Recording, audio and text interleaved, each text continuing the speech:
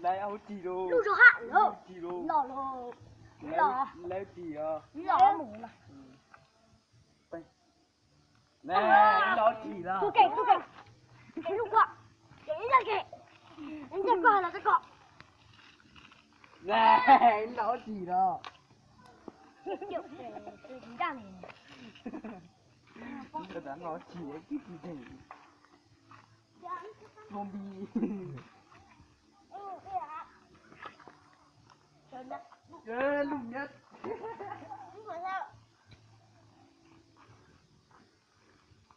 Ồ, lùng nhất. Lọ lụ. Lụ gì á? Cha lò. Lọ. Có ảnh nữa. Có ảnh xuống nha. Chua lên. Biết chịu uống tỉnh đi đấy này. Có tay thế này.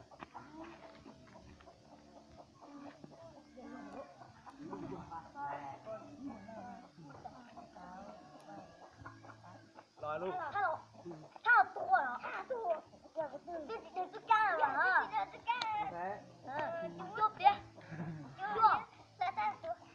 Mấy đứa chị kháng lúc gì tới rồi. Ula. À tua. Chuẩn cha rồi. Tả luôn. Yêu đến cơ. Ăn chút gì hả? Ăn chút hả? Chút gì hả?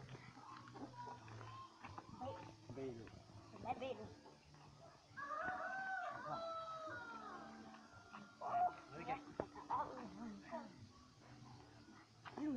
Giọt rồi. Muốn đây là cái. Nè. Anh Mưa. lúc quá. Có lúc mà chưa tìm đến nó đi. Lúc chua. Rất to hả? Rất to này. To. To này. Cái to. Là hút chị.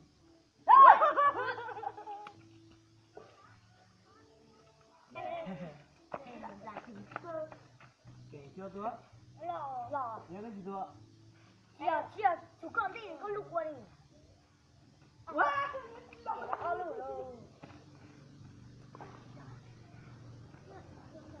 Mới đâu, mới chưa cắm một cái gì.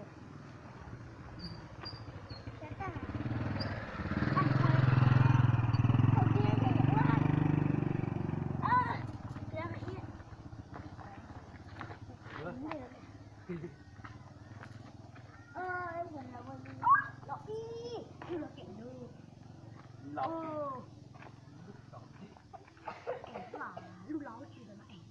Nè, nó chỉ lọc. Mũi lũ. Chưa cả. Cái bẫy đó. Từng ít. Từng bẫy một ít. Đập qua đâu. Tự nhiên hẳn nhá. Ê, nó chỉ.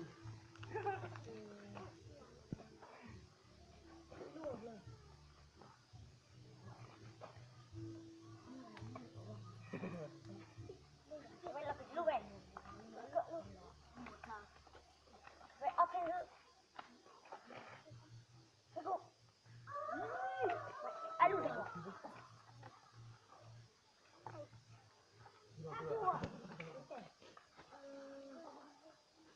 Tự tình đấy. Than lọc. Lọc, nó chỉ à. Chỉ cần cua đây.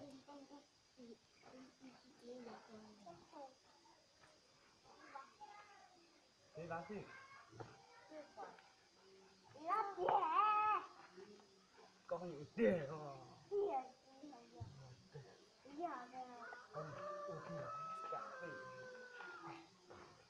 Lúc thế này kìa, lúc thế này. Nói. Lúc đâu? Đây có tiền hả?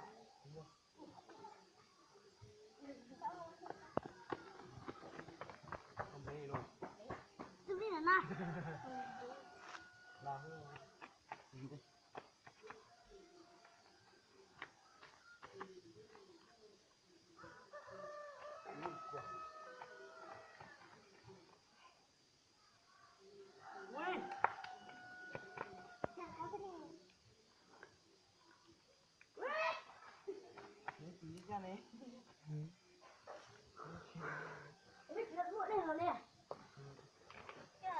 ok.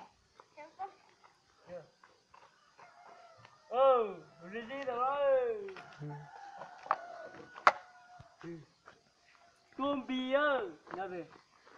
Kể cái nhà về. Vấn đề là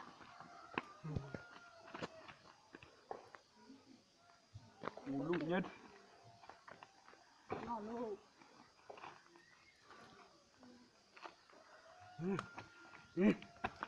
Chưa từng thấy cười. Chưa từng thấy cười. Không rõ từ từng thấy. Thì đây là cái gì? Wow. Wow. Thầy về. Tôi bị chết. Wow. Tỉnh thầy về. Không phải thế đâu. Cậu nó có trái đi. Cậu nó cho nó cái rồi. Nó con trái. Chịu nấu chiêu. Nấu chiêu. Con nữa. Chưa từng Chi thấy thì thích. con không. Ok. Lại sẽ đánh con rồi. Đây là như. Chiêu thì tí hiểu. Chưa từng thấy cười. Chiêu thì tí kia.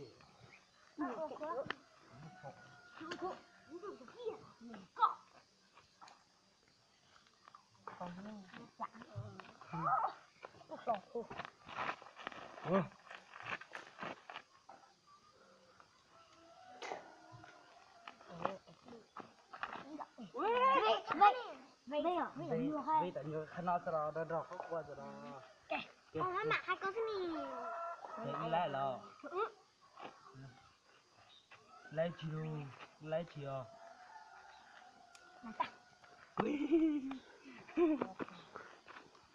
Yeah. Đi cho chị lúc này.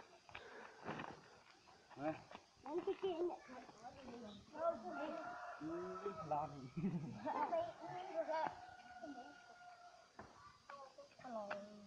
Lấy chiêu. Lấy chiêu. Hay là tua. Lấy chiêu. Này. Lấy chiêu. Nè. Lấy chiêu. Wow kìa.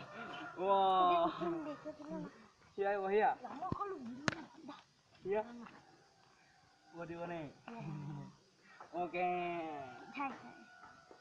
Wah. Nè, nung thằng kia rồi. Ok. Kèm thay. Hello. Lo im à. Hello. Rồi đến lo gì nữa đấy à. Nè. Lo gì lo. Kèm uống một kèm. Đi tới kia đấy, đi thế đi. Chụp đi. Trên là tay kia. Đây, nhìn lúc của mẹ tôi này. Nè. Là chỉ đánh rồi. Và có điện rồi. Đi kín. Cô. Lo đâu? Lo gì à? Có thì khởi lại. Bây giờ lo. Nè, kể gì là tôi lo. Nè, sao tự tỉ đấy?